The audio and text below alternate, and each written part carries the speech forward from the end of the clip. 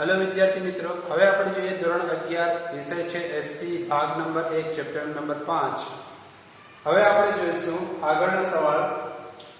પૂછપરછના પ્રત્યુત્તરના પત્રો એટલે શું? તો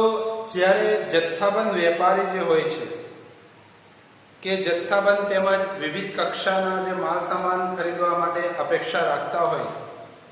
તો ગ્રાહક જે હોય છે તે ગ્રાહક આવા ઘણા બધા વેપારીને એક સાથે પત્ર લખે છે। એટલે કે એ વેચાણકર્તાઓને જ્યારે પત્ર લખવામાં આવે છે અને માલસામાનની પૂછપરછ કરવામાં આવે છે તો આવા જે પત્રો હોય તેના ઉત્તર રૂપે લખાયેલા જે પત્રો પૂછપરછના પ્રત્યુત્તર તરીકે ઓળખવામાં આવે છે। એટલે કહેવાનો મતલબ એ થયો કે જ્યારે ગ્રાહક એક કરતા વધુ ઉત્પાદક કરતા વેપારીઓને પત્ર લખે અને વેપારીઓ એનો उत्तर આપે तो ये प्रत्युत्तर पत्र तरीके ओळखवामां आवे छे। यानी कहने का मतलब ये हुआ कि जब जत्थाबंद यानी कि ज्यादातर हिस्से में अलग अलग हिस्सों के अंदर माल सामान खरीदने चाहते हैं, ऐसी उम्मीद के ऊपर जब ग्राहक एक से ज्यादा पैदाकार को जब कोई खत लिखता है बेचाणकर्ता ने बिक्री करने वाले को, और बिक्री करने वाले को इस तरीके से जानकारी हासिल करने के लिए जब पत्र लिखता है खत, तो खत के पूछपरछ के जो उसने खत लिखा है उसको क्या बोलते हैं? पूछपरछ का प्रत्युत्तर। यानी उसने जो सवाल किया था तो उसका जवाब उसके पास रिटर्न आ रहा है।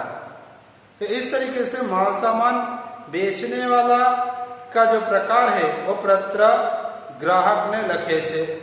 यानी कि जो भी माल सामान के बाद यानी माल सामान को जो बेचने वाला है जिसको हम लोग बोलते हैं बिक्री करने वाला, वो अपने ग्राहक को खत लिखता है। उसके बाद दूसरा सवाल,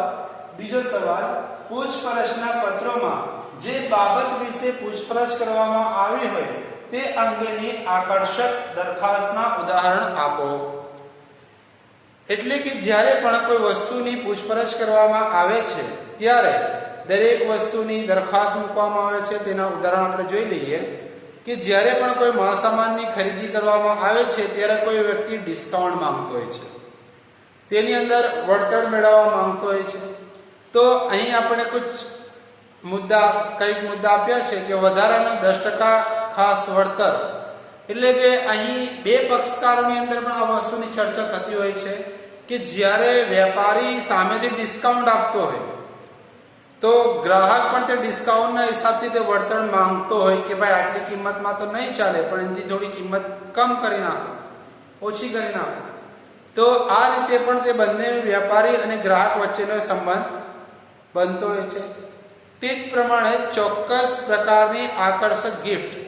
એટલે કે व्यापारी ग्राहक ने आकर्षित करवा माटे कोई पण प्रकारनी गिफ्ट मूके छे, बोनस मूके छे, जेथी ग्राहक ने ते पोतानी तरफ आकर्षित करी सके। ચોક્કસ સ્થળે પ્રવાસનું કંપનીના ખર્ચે આયોજન, એટલે કે ગ્રાહકને ઉપસાવવા માટે, ગ્રાહકને પોતાની સાથે જોડવા માટે પણ પ્રવાસનું આયોજન કરવામાં આવતું હોય છે। એટલે કે કંપની ઘણી બધી આવા પ્રવાસો પણ કરતી હોય છે જેથી તેના ગ્રાહકો તેની જોડે બંધાયેલા રહે છે। તે જ પ્રમાણે અમુક જથ્થામાં માલસામાનની ડિલિવરી ફ્રી કરવામાં આવે છે, એટલે કે અમુક એરિયાની અંદર જ્યાં પાસે પડતું હોય એવા એરિયાની અંદર તે લોકો માલસામાનની ડિલિવરી પણ फ्री करे छे, એટલે કે તેનો કોઈ પણ ચાર્જ લેતા નથી। अब यहाँ पर हम देखेंगे कि पूछपरछ यानी कि छानबीन, जब हम लोग किसी की जांच पड़ताल करते हैं तो जांच पड़ताल के अंदर जो भी दरखास्त होती है, हमारी जो उम्मीद होती है, हम उस उम्मीद को सामने वाले इंसान से पूछते हैं। तो पूछने के अंदर किस तरीके से, तो जब हम स्टॉक के अंदर ज्यादा माल खरीदते हैं तो ज्यादा माल खरीदने के ऊपर हम लोग को 10% वड़तर दिया जाता है। वड़तर यानी क्या कि हमारी जो कीमत है उस कीमत में से 10% माफ किया जाता है, यानी कम किया जाता है पैसा। या तो फिर गिफ्ट दी जाती है, कंपनी हमको उसके बदले में गिफ्ट देती है ज्यादा माल खरीदेंगे तो। या तो फिर ज्यादा माल खरीदने के ऊपर कंपनी हमें एक प्रवास आयोजन करती है कि उस प्रवास के अंदर आपको हमारी तरफ से टूर मिलता है, घूमने का मौका मिलता है, इस तरीके से आयोजन करती है जो कंपनी का खर्च कर होता है। या तो फिर जो अगर माल सामान ज्यादा खरीदने की इच्छा है हमारी कि हम माल सामान ज्यादा खरीदते हैं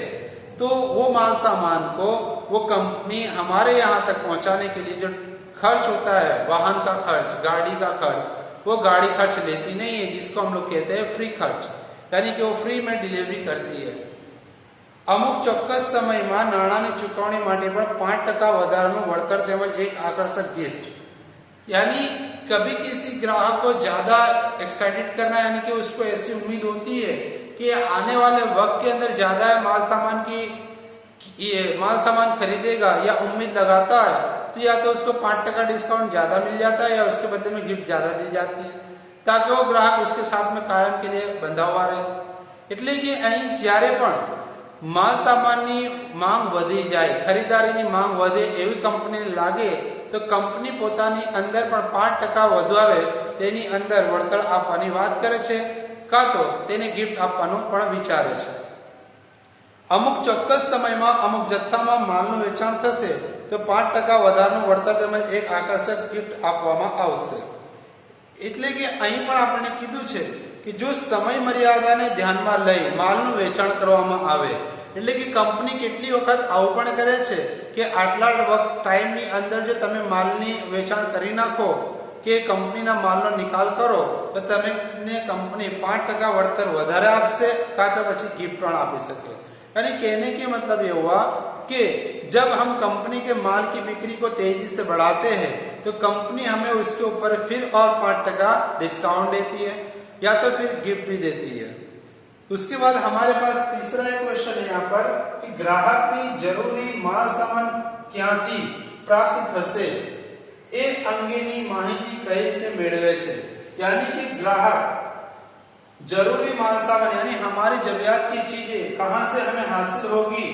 उसके बारे में उसको माहिती यानी कि जानकारी हासिल करनी है। तो यहाँ पर लिखा इस तरीके से कि वह जानकारी कहां से हासिल करता है, तो सबसे पहले तो अखबार के जरिए से, टीवी के जरिए से, वर्तमान पत्र या तो पैम्पलेट बट्टे उसके जरिए से, या चौपानियां यानी अखबारों के जरिए या तो चौपड़ियों के जरिए, इस तरीके से भी होता है, या कोई फेरी ऐसे फिरते हो जो पोस्टर लगाए हो उस तरीके से भी उसको जानकारी मिलती है, या तो फिर वो रास्ते के ऊपर जो जाहिर के अंदर होर्डिंग्स लगाए गए होते हैं यानी पोस्टर लगाए होते उसके जरिए से, या तो कोई तरीके का प्रदर्शन किया जाता हो, जैसे कोई उसके ऊपर ड्रामा बनाया गया, कोई नाटक बनाया गया, उसके जरिए से भी उसको जानकारी मिल जाती है, या टेलीविजन के जरिए से ऐड आ जाती है, न्यूज के हिसाब से उसको चैनल के अंदर बताया जाता है, या तो कंपनी अपनी माल की बिक्री के लिए मार्केट के अंदर आती है और अपने चीजों को कम दाम के अंदर बेचने के लिए अलाउंस करती है। तो इस तरीके से व्यापारी को अपनी तरफ खींचने के लिए व्यापारी ग्राहक को अपनी तरफ खींचने के लिए इस तरीके की तरह तरह की चीजें, माहिती जो हम कहते हैं कि तरह तरह की जानकारी इस तरीके से देती है। એટલે કે ગ્રાહક જ્યારે પણ માલ સામાનની પ્રાપ્તિ કરવા માંગતો હોય તો તેને વર્તમાનપત્રો એટલે કે ન્યૂઝપેપરની જાહેરાતો દ્વારા પણ આ વસ્તુની જાણકારી મળતી હોય છે।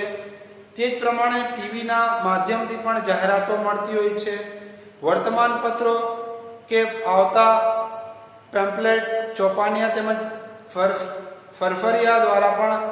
એમને જાણકારી મળતી હોય છે। એટલે કે પોસ્ટર લગાડેલા હોય કે પૂર્તિની અંદર એટલે કે પેપર જે આવે તેની અંદર કાગળિયા મૂકેલા હોય, પેમ્પલેટ જેને આપણે કહીએ છીએ, કાં તો ઘરે ઘરે લોકો પેમ્પલેટ વેચવા માટે આવે છે પોતાના કંપનીની જાહેરાત કરવા માટે। રસ્તા પર લગાવેલા જાહેરમાં હોસ્ટિંગ દ્વારા એટલે કે જ્યારે રોડની ઉપર દિવાલો પર પોસ્ટર લગાડેલા હોય તે પોસ્ટરો દ્વારા પણ પોસ્ટરના જરિયેથી પણ આપણે આ વસ્તુની જાણકારી મેળવતા હોઈએ છીએ। તે જ પ્રમાણે કંપની પોતાનો પ્રચાર કરવા માટે કોઈ મીટિંગ કે પછી કોઈ નાટક કે કોઈ સંસ્થા એ રીતે મૂકે છે કે જેથી કે નાટકના જરિયેથી પણ ગ્રાહકોને પોતાની તરફ આકર્ષિત કરી શકે। આ રીતે વર્તુળ તેમજ વેપારી એસોસિએશન દ્વારા પણ એટલે કે વેપારીનો જો વર્તુળ હોય છે એટલે કે વેપારી માધ્યમનો જો આખો એક સ્ટાફ હોય છે, એક સ્ટાફ આખી એરિયાની અંદર ફેરી ફરીને લોકોને જાણકારી આપતું હોય છે।